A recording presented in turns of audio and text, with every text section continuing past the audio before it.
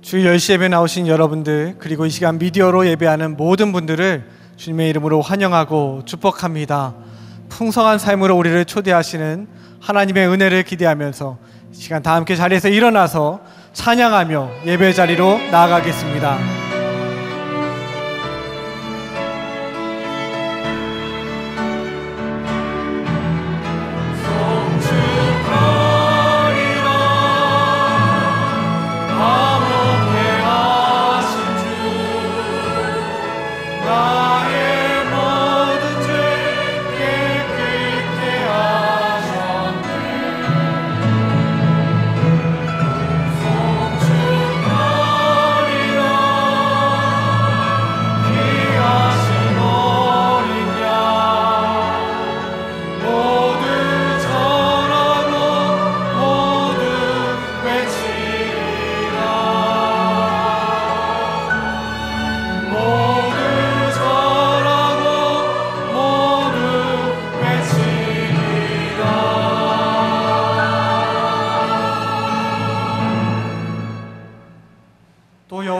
기뻐하라. 그가 내 마음의 소원을 내게 이루어 주시리로다.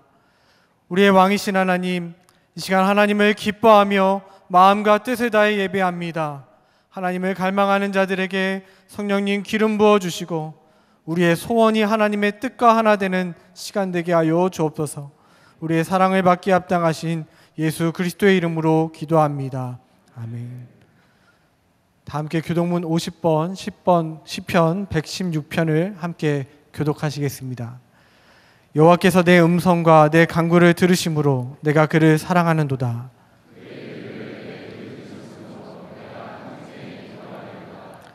사망의 줄이 나를 두르고 수월의 고통이 내게 이름으로 내가 환난과 슬픔을 만났을 때에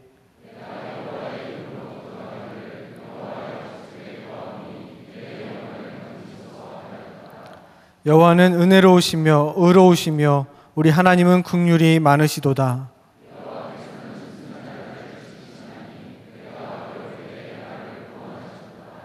내 영혼아 내 평안함으로 돌아갈지어다. 여호와께서 너를 후대하심이로다.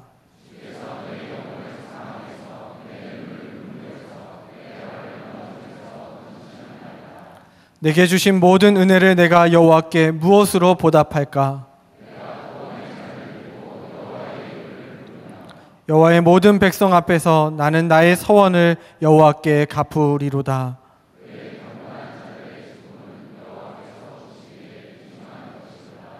아멘. 다 함께 자리에 앉으셔서 찬송가 449장 예수 따라가며를 함께 찬양하시겠습니다.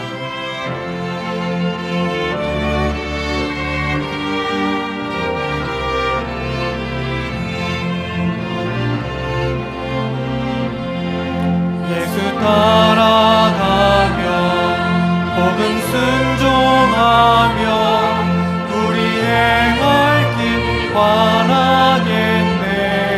주를 의지하며 순종하는 자를 주가 늘 함께 하시리라. 의지하고 순종하는 예수 안에 즐겁고 복된 길이로다. 해를 당하거나 우리 고생할 때 주가 위로해 주시겠네. 주를 의지하며 순종하는 자를 주가 안위해 의지하고 순종하는 길은 예수 안에 즐겁고 복된 길이로다.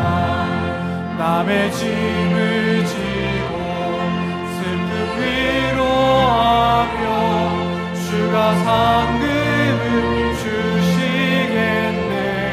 주를 순종하는 자를 항상 복내려 주시리라. 의지하고 순종하는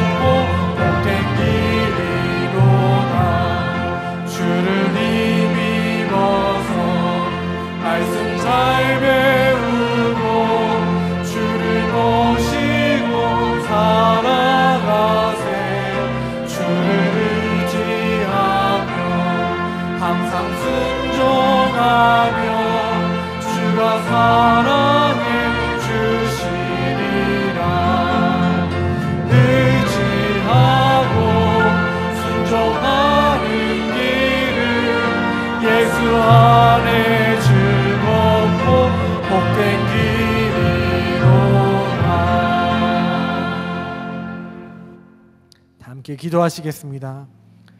사랑의 하나님, 우리는 주의 은혜가 필요한 사람들입니다. 하나님의 은혜가 없으면 하루도 살 수 없는 당신의 백성들이오니 오늘 이 예배를 통하여 하늘의 은혜를 부어 주옵소서. 광야에 내린 만나처럼 우리의 영혼의 배고픔이 채워지게 하시고 누구든지 목마르거든 내게로 와서 마시라 하셨던 그 주님의 말씀처럼 우리의 심령의 목마름이 해갈되어지는 자리 되게 하옵소서. 오늘도 삶의 문제를 갖고 이 자리에 눈물로 나온 성도들을 주님 기억하여 주시기를 원합니다. 사람의 위로와 말이 아닌 하늘의 위로가 임하는 시간 되기를 원합니다. 예배할 때 그리스도의 평강으로 우리의 마음과 생각을 지켜주시고 내게 능력 주시는 자 안에서 또 하루를 살아갈 힘을 얻게 하옵소서. 하나님, 우리가 그리스도 예수 안에서 풍성한 삶을 살기를 원합니다. 풍성한 삶으로 우리를 초대하며 도전하시는 담임 목사님에게 말씀의 능력과 성령의 충만함을 허락하셔서 선포되어지는 말씀이 살아있고 활력 있는 진리의 말씀 되게 하옵소서. 그 말씀의 검 앞에서 우리의 죄와 허물이 드러나게 하시고 가슴을 치며 다시 하나님 앞으로 돌아가게 하시는 성령의 역사가 우리 가운데 있게 하여 주옵소서. 사랑으로 모든 것을 내어주신 예수 그리스도의 이름으로 기도하옵나이다. 아멘. 주께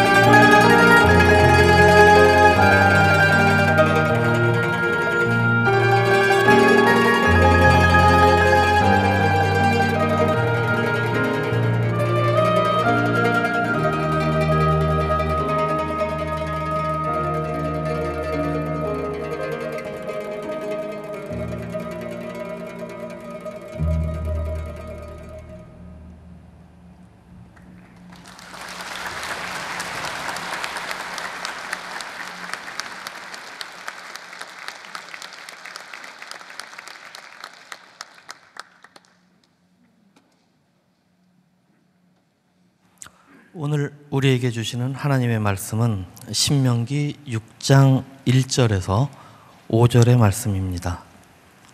신명기 6장 1절에서 5절의 말씀입니다. 이는 곧 너희의 하나님 여호와께서 너희에게 가르치라고 명하신 명령과 규례와 법도라. 너희가 건너가서 차지할 땅에서 행할 것이니 곧 너와 내 아들과 내 손자들이 평생에 내 하나님 여호와를 경외하며 내가 너희에게 명한 그 모든 규례와 명령을 지키게 하기 위한 것이며 또 내 날을 장구하게 하기 위한 것이라. 이스라엘아, 듣고 삼가 그것을 행하라. 그리하면 내가 복을 받고 내 조상들의 여호와 하나님 여호와께서 내게 허락하심 같이 젖과 꿀이 흐르는 땅에서 내가 크게 번성하리라. 이스라엘아, 들으라. 여호와 하나님 여호와는 오직 유일한 여호와이시니 너는 마음을 다하고 뜻을 다하고 힘을 다하여 내 하나님 여호와를 사랑하라. 이는 살아계신 하나님의 말씀입니다. 아멘.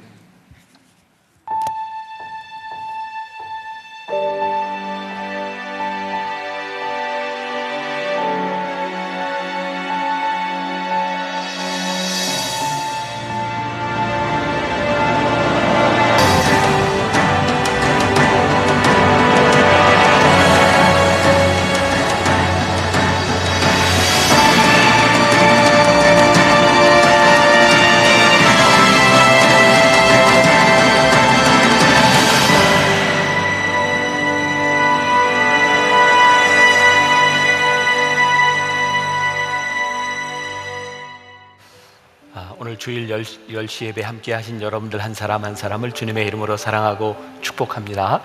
우리 한번 인사를 나누고 이렇게 말씀으로 들어가면 좋을 것 같아요. 특별히 이제 오늘 이 예배는 지난주부터 10시에 이제 CBS의 예배를 이렇게 참석하지 못하는 분들을 위해서 지금 실시간으로 예배가 중계가 되고 있습니다. 또 온라인으로 참여하는 우리 교인들이 많이 있는데 우리들이 지금 얼굴과 얼굴을 맞대고 보지 못하지만 우리 주님의 이름으로 사랑합니다.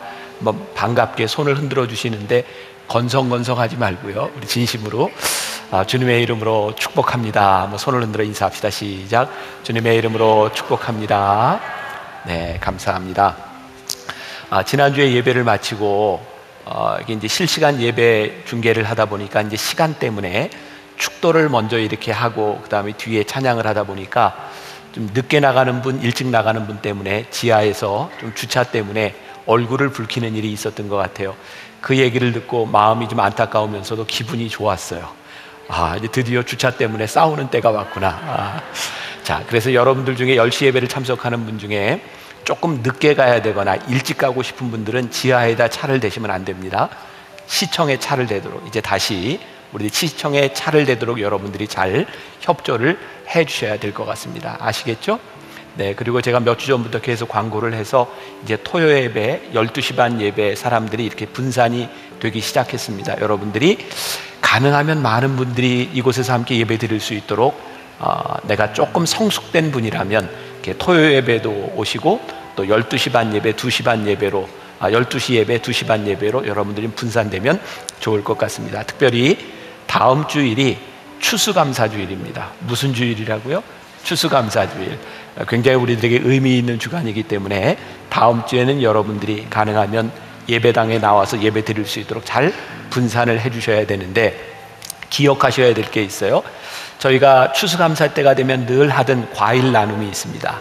이번에는 코로나로 인해서 과일을 가져오고 나누는 것들이 조금 바람직하지 않겠다. 그래서 과일을 가져오시지 마세요. 이번 추수감사절에는 저희 휴먼브릿지와 함께 우리 교회에서 일괄적으로 과일을 구매해서 필요한 분들에게 나누는 일만 하려고 합니다. 그러니까 다음 주에 여러분들 과일은 가져오지 마시고, 제가 토요 예배 때도 그런 광고를 드렸는데 이제 모든 것들이 온라인으로 많이 바뀌어졌는데 이번 추수감사에는 우리가 추수감사 헌금을 이렇게 온라인으로 하지 말고 한번 가져와서 헌금했으면 좋겠다. 옛날 마음으로 한번 돌아가서 자, 여러분들 밑에 보면 절기연금 봉투가 있습니다. 밑에 있죠? 네, 이걸 가져가세요. 밑에 보면 있습니다. 절기연금 봉투. 여기에 추수감사 헌금 이렇게 체크하시고, 여러분들이 다음 주에 오실 때 우리 온라인 헌금 말고 다음 주 추수감사는 우리들이 봉투에, 그리고 지금 영상으로 보고 계신 분들은 다음 주에 봉투를 사용해 주시면 좋을 것 같고요. 추수감사절에 여러분들이 나와서 예배를 드릴 수 있도록 이번 변화산 때 개근하신 분들 상품, 기념품을 만들었는데 한 3,000명 정도가 개근을 했습니다. 이렇게 스마트폰 거치대, 또 충전이 될 수 있는 시계, 그리고 여기에 Believe라고 하는 요번에 우리 로고를 새겨서 여기에도 마찬가지로 여러분들에게 드립니다. 부러우면 지는 겁니다. 그러니까 여러분들 오셔서 교회에서 지하 1층에서 여러분들에게 받아가실 수 있도록 하는데, 못 받으신 분들이 많이 있을 텐데 여러분들이 이렇게 샘을 내기보다는 이제 격려가 좀 됐으면 좋겠고요. 또 이 상품을 받은 분들, 기념품을 받은 분들, 변화산의 기억을 잘 기억했으면 좋겠다 하는 마음이 있습니다. 다음 주 추수감사 예배, 우리가 많이 준비는 못하지만 우리 감사하는 그런 시간들을 가지려고 하니까 잘 기억하시고, 방송을 듣는 분들 오프라인으로 여러분들이 나오실 때가 된 것 같습니다. 자, 이제 말씀으로 넘어가도록 하겠습니다. 계속해서 여러분들과 함께 풍성한 삶의 원리에 대한 이야기를 나누고 있습니다. 제 마음 가운데 지난주에도 제가 그런 말씀 드렸어요. 이 12주의 말씀을 우리들이 나누면서 우리의 마음이 풍성해졌으면 좋겠다. 코로나로 인해서 많이 힘들고 지친 우리들의 마음에 이렇게 비타민처럼 이렇게 생기발랄한 하나님의 말씀이 우리들 속에서 역사하면 좋겠다라는 생각을 가집니다. 지난주의 말씀, 풍성한 삶의 원리 가운데 하나는 우리들이 하나님 안에 하나님께 붙어 있어야 됩니다. 자, 이렇게 생소한 표정을 지으면 안 되죠? 그죠? 예, 자, 오늘은 하나님을 사랑하라, 두 번째 원리에 대한 말씀을 나누려고 합니다. 2014년 축구선수 이영표 아시죠? 이영표 선수가 갓피플 매거진에서 인터뷰한 내용이 있습니다. 기자가 이런 질문을 했습니다. 지금은 바라는 대로 또 어쩌면 그 이상으로 성공한 인생이 아닌가요? 라고 하는 물음에 대해서 이영표 선수가 이렇게 대답을 했는데, 제가 조금 인상적이어서 여러분들에게 소개를 해드리려고 합니다. 들어보세요.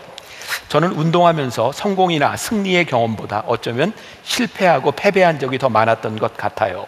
또 경기는 늘 결과로 평가되기에 잘했다, 잘못했다는 평가에 익숙해져 있습니다. 그런데 저 자신의 삶을 돌아봐도 그렇지만 다른 사람들을 보더라도 처음엔 실패한 것 같지만 나중엔 그걸 딛고 일어서 성공하는 경우들을 많이 봤고요. 반대로 당장은 성공한 것 같아도 실패의 길을 가는 사람도 종종 봤어요. 하나님은 우리에게 좋은 것을 주기 원하시는데 어떤 사람에겐 현재 성공을 주는 게 좋은 거고 어떤 사람에겐 지금의 실패가 좋은 것일 수도 있을 거예요. 그러니 우리 눈엔 완전히 달라 보여도 하나님 눈엔 성공이나 실패나 사실 같은 것이 아닐까요? 그래서 몇 년 전에 냈던 제 책 제목이 성공이 아니고 실패가 아니다 였잖아요.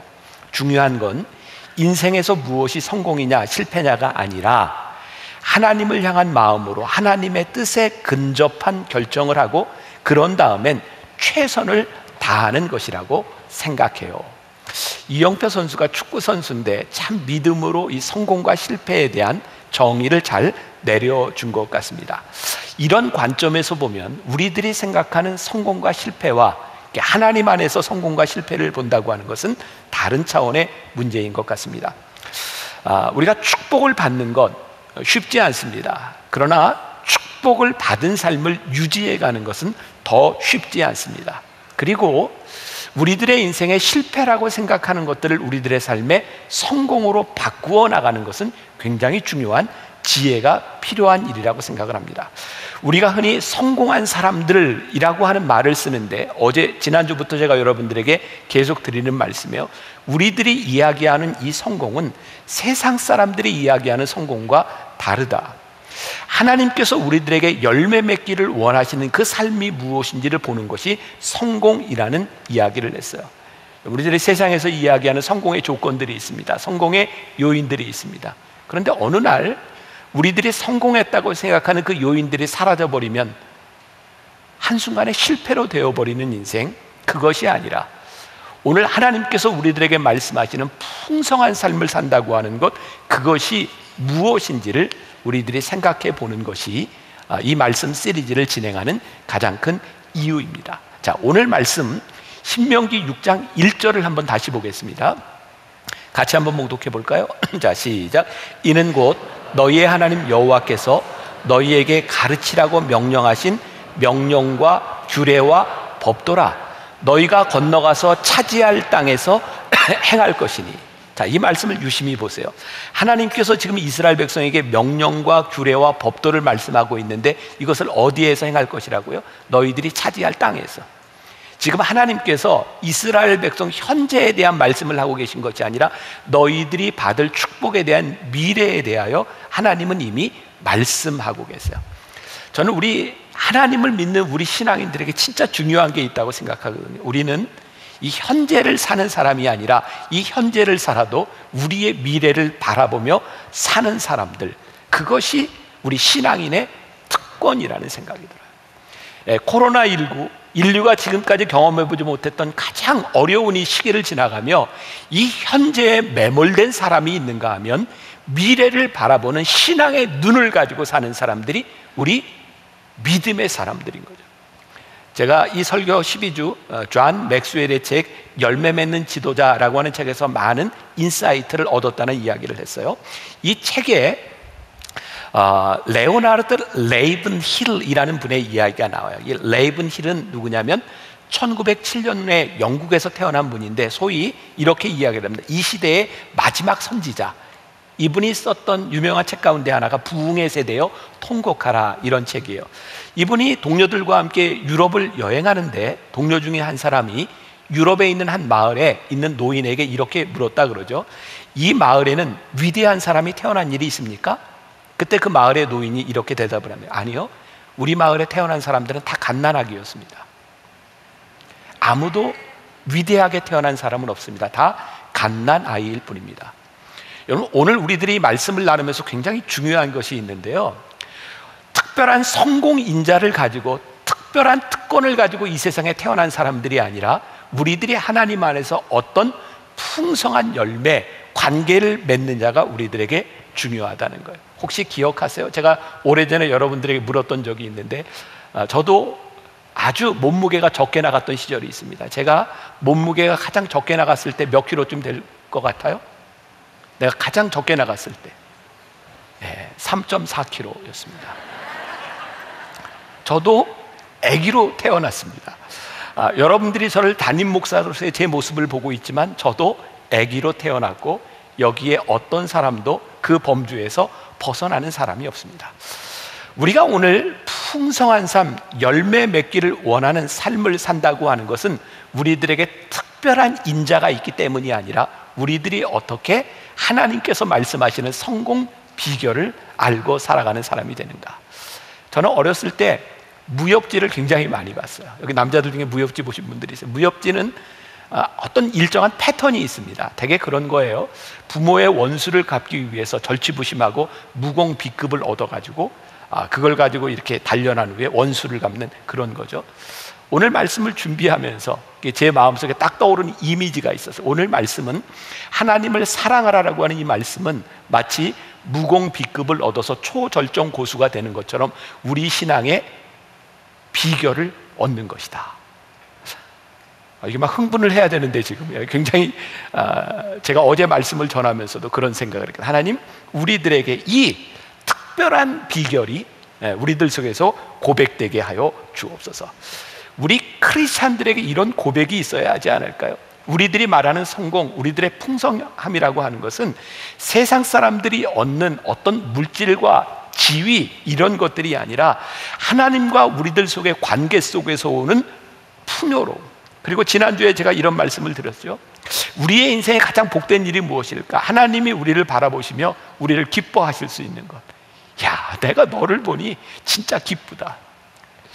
우리가 부모의 마음을 가지고 자식을 바라보며 어떤 자식을 볼 때 가장 복되다고 생각하나요? 내가 너를 보니 참 기쁘다.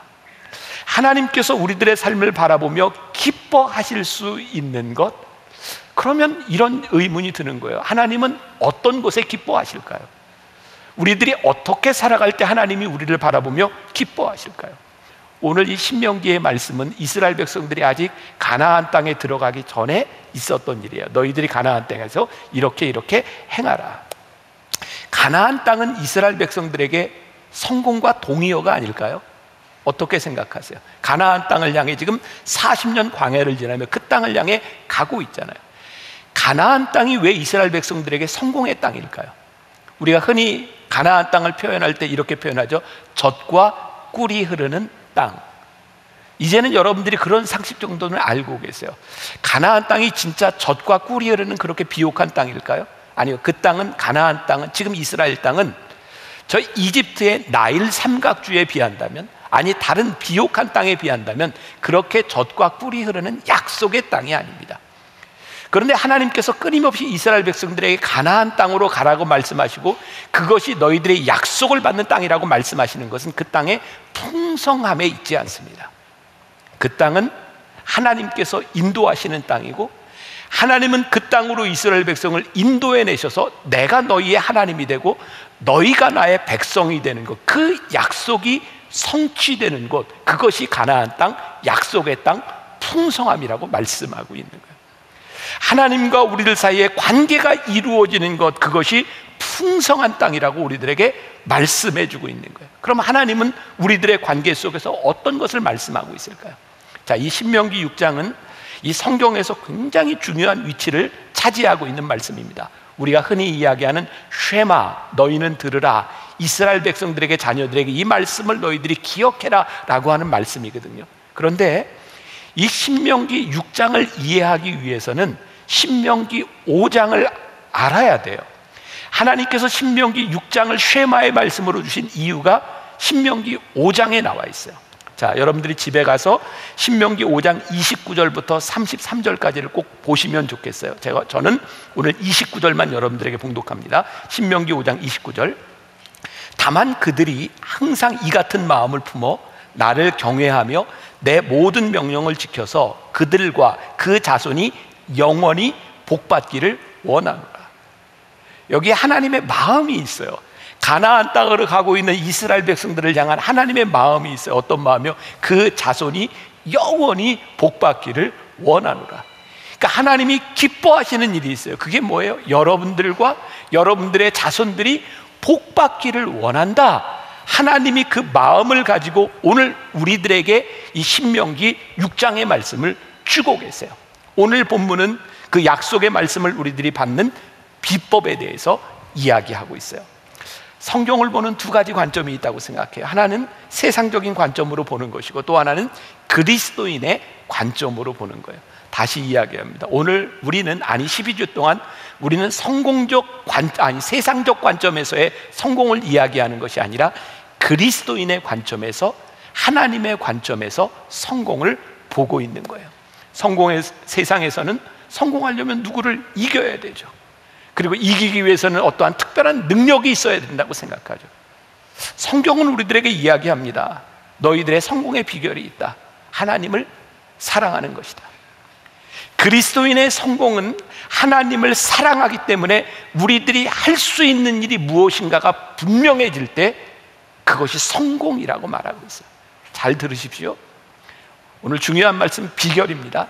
하나님을 사랑하기 때문에 우리들이 해야 되는 일이 무엇인지 분명하게 우리들의 가슴 속에 들어오기 시작할 때 그 인생이 성공한 인생이라고 말하고 있어요. 자, 아직까지는 저에게 동의를 안 하시는 것 같은데 점점 동의를 하게 될 거예요. 자, 저는 이분이 누군지 모르지만 설교를 준비하면서 보았던 김요한 목사님이 쓴 상식이 통하는 목사라는 책에 이런 내용이 있어요. 자, 성공에 대한 기준을 이렇게 이야기하고 있는데, 자, 제가 목사에 대한 이야기를 하고 있지만 여러분들은 여러분들의 삶을 대입해서 들어도 좋을 것 같아요. 조금 읽어드릴게요. 진실을 말한다면 목회에는 성공도 실패도 없다. 아니, 외형적인 기준으로 도저히 성공과 실패를 판단할 수 없는 것이 목사의 삶이고 목회의 길이다. 굳이 말한다면 목회에는 성공 대신 성화만이 존재할 뿐이다. 왜 목사로서 살아가는가? 왜 목회를 하는가? 성공하기 위해서가 아니라 거룩해지기 위해서다. 따라서 성공한 목사와 실패한 목사라는 프레임이 있는 것이 아니라 거룩한 목사와 타락한 목사가 존재할 뿐이다. 우리 주변에는 초대형 교회를 일구었어도 실상은 타락한 목사가 있는가 하면 아무도 알아주지 않는 볼품없는 교회를 섬겨도 하늘의 시선으로 볼 때 거룩한 목사가 존재할 수 있다. 목사에 대한 막 타락한 목사 막 이런 얘기하니까 기분 좋죠? 예. 제가 목사니까 이런 얘기 할 수 있는 거예요. 그래요. 세상적인 기준으로 볼 때 성공이라고 하는 건 목회자에게 큰 교회일지 모르지만 하나님의 관점에서 볼 때 하나님은 목사를 무엇으로 보시는가? 네가 얼마나 성화되었는가? 네가 얼마나 거룩하게 되었는가? 하나님의 기준은 그렇게 우리를 보고 있다는 거예요. 하나님의 관점에서 여러분들의 인생을 보세요. 우리들이 무엇이 성공이고 무엇이 풍성함인가? 자, 오늘 제가 비결을 이야기한다고 했는데 하나님을 사랑하라라고 하는 것이 성공의 비결이라고 이야기를 했는데 우리들에게 중요한 것이 있죠. 진짜 이게 진짜인지 가짜인지 이 부분에 대하여 우리들이 확신이 있어야 하나님을 사랑하며 살 거 아니에요. 자, 신명기 6장 1절을 다시 봐요. 이는 곧 너희의 하나님 여호와께서 너희에게 가르치라고 명하신 명령과 규례와 법도라. 너희가 건너가서 차지할 땅에서 행할 것이니. 너희가 건너가서 차지할 땅에서 너희들이 행할 것이니. 하나님께서 우리와 동행하셔서 우리를 이끄시는 삶의 한가운데서 우리들이 지켜야 할 것, 하나님께서 주시는 땅에서 우리들이 지켜야 할 것이 있다. 신명기 6장 2절 곧 너와 내 아들과 내 자손들이 평생에 내 하나님 여호와를 경외하며 내가 너희에게 명한 이 모든 규례와 명령을 지키게 하기 위한 것이며 또 내 나를 장구하게 하기 위한 것이라. 여기에 하나님의 소원이 있어요. 신명기 5장에서도 이야기했지만 하나님의 소원이 뭐냐면 나는 너희들이 차지할 그 땅에서 너희의 생명이 길고 장구한 그날 내가 너희들에게 축복을 주기를 원해. 하나님의 소원, 너와 내 아들과 내 자손들이 그 땅에서 복된 삶을 살기를 원해. 하나님의 소원이 거기에 분명히 있는 거예요. 자, 무협지 이야기로 잠깐 돌아와 볼게요. 저는 무협지를 진짜 많이 봤어요.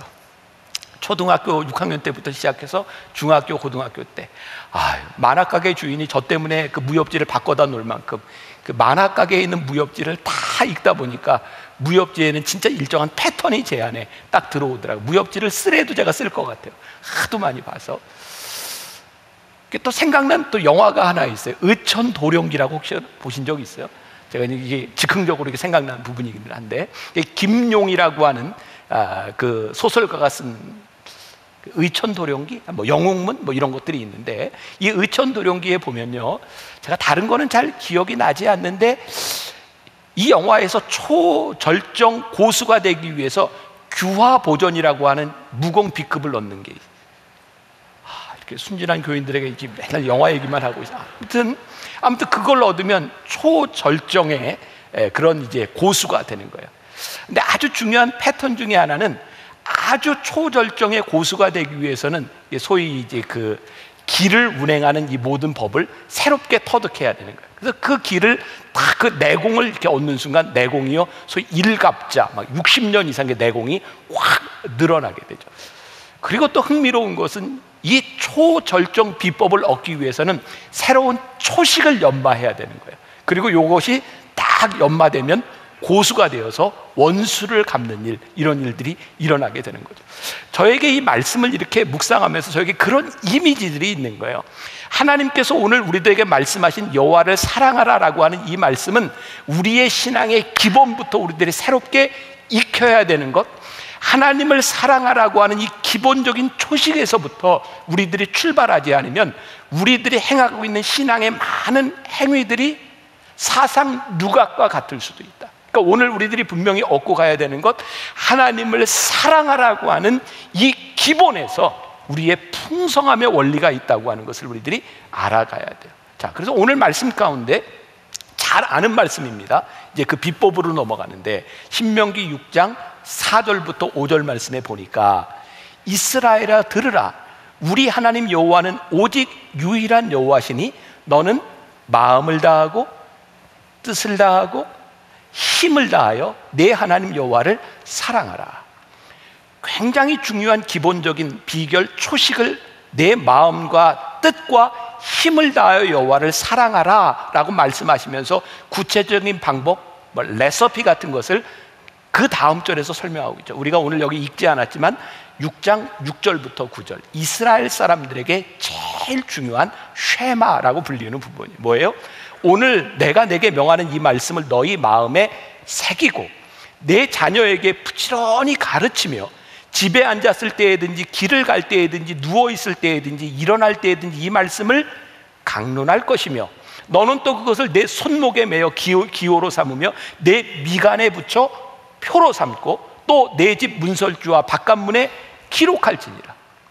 지금 뭘 이렇게 기록하고 뭘 이렇게 가르치라는 거예요? 내 하나님을 내 마음을 다하고 뜻을 다하고 힘을 다하여 내 여호와 하나님을 사랑하라라고 하는 이것을 매일매일 볼 수 있도록 가르치라는 거예요. 왜? 이것이 무엇이 중요하기 때문에 하나님을 사랑하라고 하는 것을 가르치고 있을까? 자, 마음과 뜻과 힘이라고 하는 것을 이렇게 NIV 성경을 보니까 마음은 heart, 그리고 뜻은 soul, 그리고 힘은 strength라고 하는 말을 쓰고 있더라고요. 여러분, 여기에 마음이라고 하는 말, 우리나라 말은 마음과 심장이 다르잖아요. 이 영어의 heart, 이 heart는 마음과 심장 같이 쓰고 있어요. 히브리어의 레바브라고 하는 말인데 우리 마음의 가장 깊은 곳에서 우리의 심장을 뛰게 하는 그것이 우리의 마음이에요. 하나님을 사랑하는데 어떻게 해요? 네 심장이 뛰는 것처럼 네 심장과 같이 하나님을 사랑해라. 그리고 영혼, 이 soul이라고 하는 것은 어떤 말인가? 우리들이 가지고 있는 열정, 우리들이 가지고 있는 욕망, 우리의 의지, 이 모든 것을 다해서 하나님을 사랑해라. 그리고 힘, strength라고 하는 것은 어떤 의미예요? 우리들이 가지고 있는 재산, 명예, 권세, 이 모든 것들을 다해서 하나님을 사랑해라. 그것이 너희들이 이 땅에서 복을 받는 비결이라 라고 말씀하고 있어요. 자, 하나님께서 가장 기뻐하시는 것, 우리들의 성공적인 인생, 하나님이 기뻐하는 것이라고 말씀을 했는데 이 기쁨과 어떤 연관이 있는가? 자, 지난주에 제가 여러분들에게 말씀드렸던 시편 37편 4절을 기억하세요? 또 여호와를 기뻐하라. 그가 내 마음의 소원을 내게 이루어 주시리로다. 기억하실 거라고 믿어요. 네, 요 말씀을 제가 읽으면서 지난 주일 새벽에 제가 NIV 영어 성경을 보면서 아, 이게 무슨 뜻이구나라고 깨달았다는 말씀까지 드렸어요. 기억 안 나세요? 기억나실 거라고 믿어요. 그래서 제가 영어 성경으로 이렇게 말씀을 드려서 Delight yourself, 너를 기뻐해라. In the Lord, 주 안에서 너를 기뻐해라. 그리하면 He will give you the desire of your heart. 하나님께서 너에게 뭐를 주시냐면 내 마음의 소원을 하나님이 주시리라. 자, 하나님을 기뻐하면 우리 마음의 소원을 누가 주세요? 하나님이 주세요. 하나님이 주신 마음의 소원을 가지고 있을 때 하나님이 기뻐하실까요? 안 기뻐하실까요? 기뻐하세요. 여러분, 우리 인생의 가장 비참한 인생이 뭐예요? 내가 꿈꿔왔던 일이 이루어지지 않는 인생 아니에요. 내가 평생을 그 꿈을 가지고 살아왔는데 이루어진 게 없어 실패했다고 생각하지 않아요. 그런데요, 우리의 인생의 모든 꿈들이 이루어진다, 우리의 소원이 이루어진다고 하는 것만큼 풍성한 인생이 어디 있겠습니까? 그런데 오늘 말씀해 보니까 여호와를 기뻐하세요. 하나님께서 너의 마음에 하나님께서 소원을 주실 거예요. 하나님은 뭐라고 말씀하세요? 내가 기뻐하는 자의 소원을 내가 다 들어준다.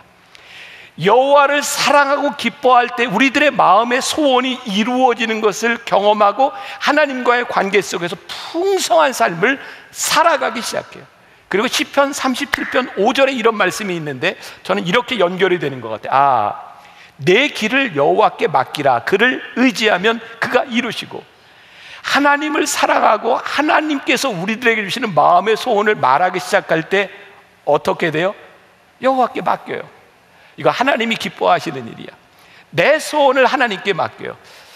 여호와께 맡기라. 그를 의지하면 그가 이루시고, 하나님께 맡기는 인생, 그것이 이루어지는 인생만큼 풍성한 것이 어디 있을까요? 공산주의에서 종교를 아편이라고 이야기해요. 여기서 종교라고 하는 것은 기독교를 지칭하는 부분이게 돼요. 이렇게 이야기하죠. 연약한 자에 의지하는 거, 그게 종교라고, 그게 아편과 같은 것이라고. 그래서 하나님을 믿으면, 종교를 가지면, 신앙을 가지면 그냥 무기력한 인간이 되어 하나님을 의지하는 사람이 된다고. 근데 제가 말씀을 묵상하며 저에게 떠오른 이미지, 아니 저에게 묵상되는 것이 그런 거였어요. 하나님을 의지한다는 것만큼 우리의 인생에 최선을 다하는 인생이 어디 있을까? 왜? 하나님을 의지하면 하나님께서 이루실 것에 대한 믿음의 확신이 생길 때 우리들이 우리의 인생을 그냥 놔두고 될 대로 되라 이렇게 살아갈까요? 적어도 제가 30년 넘게 목회를 하면서 하나님께서 나에게 확신을 주시고 하나님께 의지했을 때 내 인생은 가장 능동적이었다고 저는 고백해요. 왜? 믿음이 있고 확신이 있으니까 그 일을 하게 되는 기대가 생기는 거죠. 최선을 다하는 자만이 결국은 하나님을 의지할 수밖에 없고, 하나님을 의지하는 자만이 최선을 다할 수밖에 없다. 이것은 하나님을 의지한 자만이, 최선을 다해 인생을 사는 자만이 경험할 수 있는 일인 것 같아요. 오늘 여러분들에게 제가 믿음의 도전을 드릴 수 있을 것 같아요. 여러분들은 여러분들의 인생에서 얼마나 최선을 다한다고 생각하세요?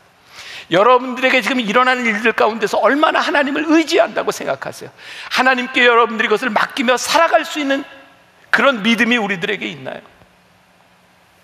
여기서 사랑하라 라고 하는 이 말, 내 마음과 내 혼과 내 뜻을 다하여 하나님을 사랑하라 라고 하는 이 사랑하라는 말이 이 히브리어로 아하브라고 하는 말이에요.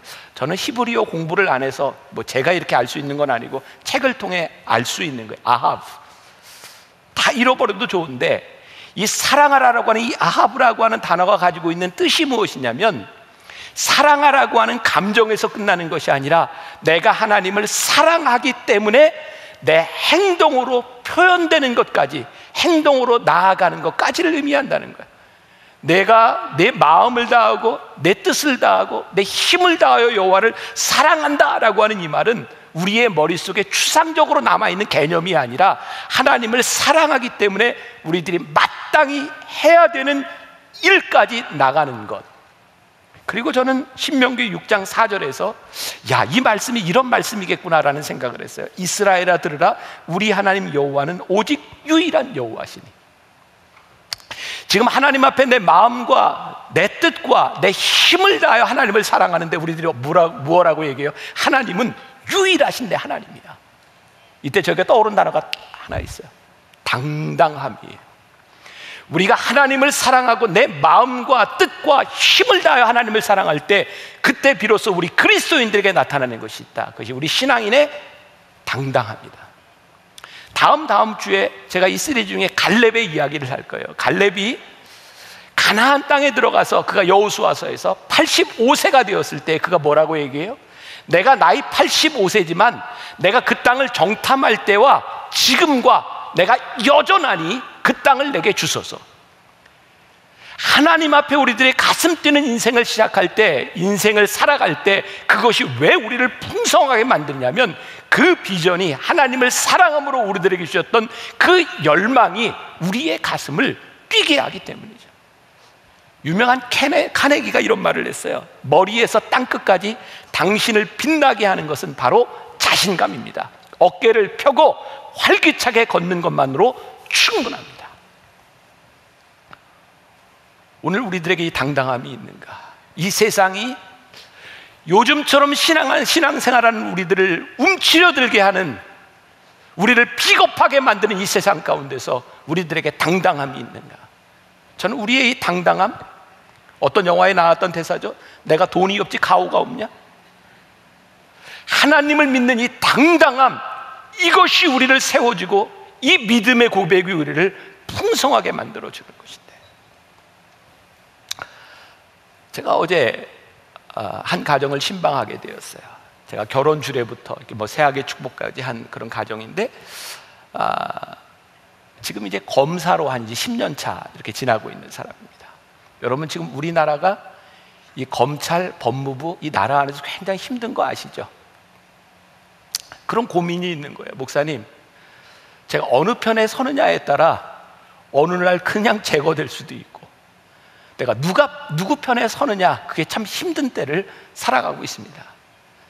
제가 신앙을 가진 그 검사에게 이렇게 얘기했어요. 어느 편에 서느냐, 그거 별로 중요하지 않습니다. 무엇이 옳으냐를 보세요. 지금 잘려 나가느냐, 그거 별로 중요하지 않습니다. 하나님께서 쓰시고자 하면 지금 잘려 나가도 하나님께서 쓰시고자 할 때 쓰시는 인생이 될 수 있으니, 신앙인의 가치를 가지고, 믿음의 가치를 가지고 무엇이 옳은지를 바라보며 살아가는 검사가 되었으면 좋겠습니다. 이 이야기를 하는데 내가 멋있는 거야. 야, 그래.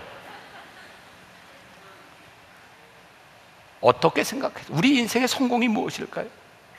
우리가 돈과 지위를 얻기 위해서 지금 이 자리에서 무엇이 옳은가, 하나님의 뜻이 무엇인가가 아니라 내가 누구의 편에 설까를 생각한다면 우리가 당당해질 수 있을까요? 우리 그리스도인들은 이 땅 위에 살아가면서 우리의 당당함이 어디에 있냐면 하나님을 사랑하는 것에 우리의 당당함이 있는 거예요. 하나님을 사랑하기 때문에 우리들이 믿음으로 결정할 수 있는 우리의 그 사랑, 우리의 머릿속에만 머무른 것이 아니라 당당함으로 우리들이 행할 수 있는 그것이 우리를 붙잡아주는 것, 그것만큼 풍요로운 인생이 어디 있을까요? 요한일서 3장 1절에 보면 멋진 말씀이 있어요. 요한일서 3장 1절 같이 봅니다. 보라, 아버지께서 어떠한 사랑을 우리에게 베푸사 하나님의 자녀라 일컬음을 받게 하셨는가? 우리가 그러하도다. 그러므로 세상이 우리를 알지 못함은 그를 알지 못함이라. 다시 보세요. 지금까지 제가 했던 말씀을 기억하면서 보세요. 보라, 아버지께서 어떤 사랑을 우리에게 베푸사 하나님의 자녀라 일컬음을 받게 하셨는가? 우리가 그러하도다. 그러므로 세상이 우리를 알지 못함은 그를 알지 못함이라. 너희들이 나를 몰라. 너희들이 나를 이해하지 못해. 왜? 너희들이 하나님 모르기 때문에.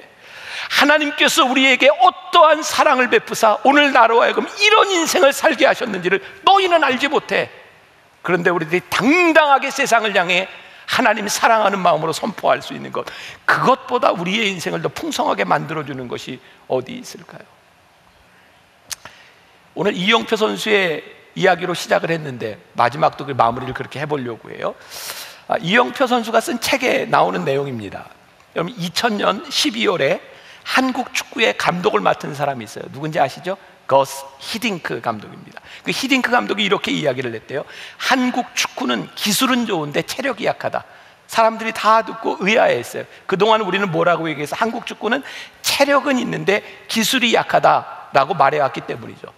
우리는 기술이 약점이라고 이야기를 했나, 거스 히딩크 감독이 체력이 약점이라고 이야기를 한 거예요. 조금 읽어드릴게요. 동일한 이야기를 우리는 요즘도 합니다. 한국 축구는 유럽에 비해 멘탈이 강하다고 생각하는 것이죠. 강한 멘탈은 훈련에서 나오는 것이고 심지어 경기장 밖에서의 생활이 곧 경기장 안으로 이어진다는 사실을 아는 것이 멘탈이라는 것입니다. 가장 강력한 멘탈은 훈련장에서 그리고 우리의 일상에서 만들어지는 것이고, 최고의 기술은 가장 기본적인 체력이 받쳐주지 않으면 아무 소용이 없는 것입니다. 자, 이 말씀을 적용해 보세요.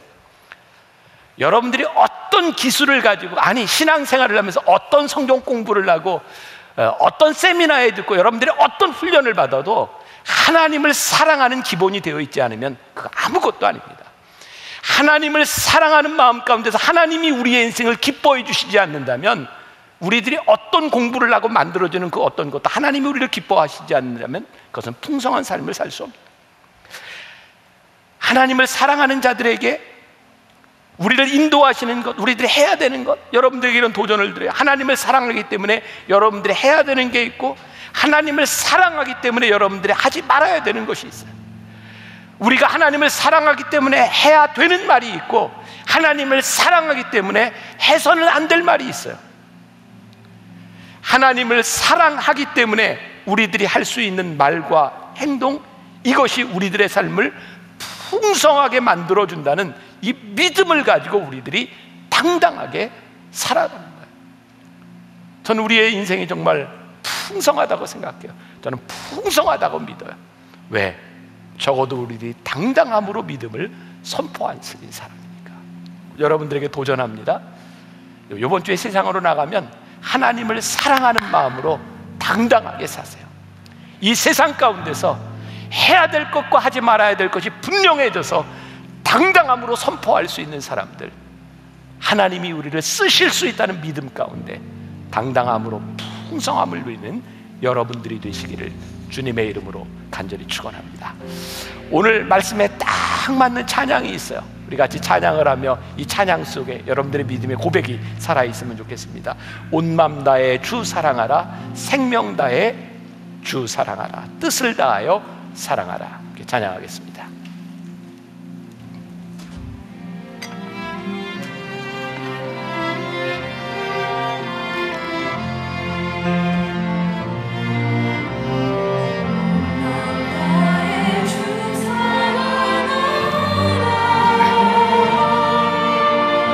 생명 다해 주 사랑하라, 뜻을 다하여 사랑하라. 온 마음 다해 생명 다해 주 사랑, 온 마음 다해 주 사랑하라.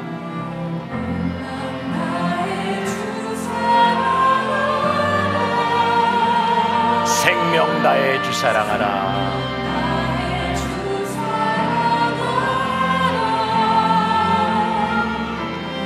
뜻을 다하여 사랑하라. 온 마음 다해 생명 다해 주 사랑해. 사랑해요.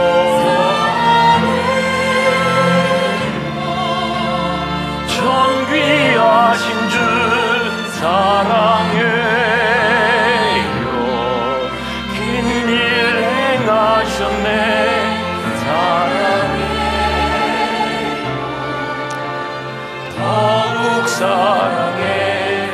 맘 다해 생명 다해 주 사랑, 온 맘 다해 주 사랑하라.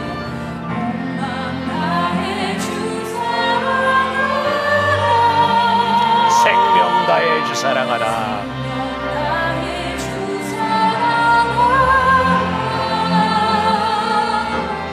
뜻을 다하여 사랑하라. 온 마음 다해 생명 다해 주 사랑, 온 마음 다해 주 사랑하라. 온 마음 다해 주 사랑하라.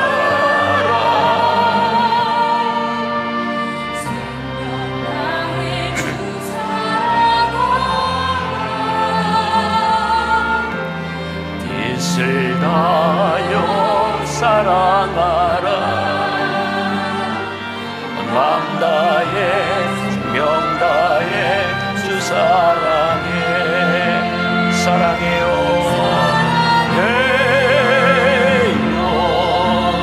전 귀하신 주 사랑해요. 큰일 행하셨네. 사랑해요. 더욱 사랑해. 온 마음 다해 생명 다해 주 사랑해요. 사랑해요. 전 귀하신 주 사랑해요. 큰일 행하셨네.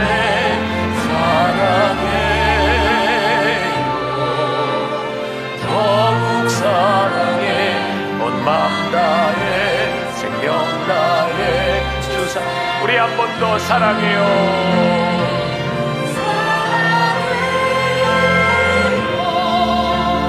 전 귀하신 주 사랑해요.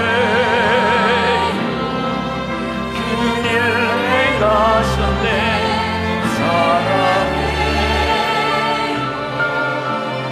더욱 사랑해. 온 마음 다해 생명 다해 주 사랑해. 기도하겠습니다. 언제부터인가 우리의 마음이 많이 피폐해졌습니다. 오늘 말씀을 통해 묵상해 보니 하나님을 향한 사랑을 잃어버린 것이 우리의 마음을 피폐하게 만들고 하나님 안에 누렸던 풍성함을 잃어버리게 만들었던 가장 중요한 이유였던 것 같습니다. 우리가 처음 하나님을 만나고 우리가 은혜를 받으며 눈물을 흘리며 고백했던 말이 있습니다. 하나님, 내가 하나님을 사랑합니다. 그래서 내 마음과 힘을 다하여 내 뜻을 다하여 하나님을 섬기겠습니다 라고 고백했던 그 고백들이 언제부터인가 우리들의 마음속에서 사라져버린 것 같습니다. 주님, 오늘 다시 한번 믿음으로 고백합니다. 하나님을 사랑하는 것, 하나님을 기뻐하는 것, 그것이 우리들의 삶의 풍성함이구나. 하나님께서 우리들에게 주신 소원을 이루어 나가는 것, 담대함으로 믿음으로 고백하는 것, 그것이 우리들의 인생의 풍성함이구나.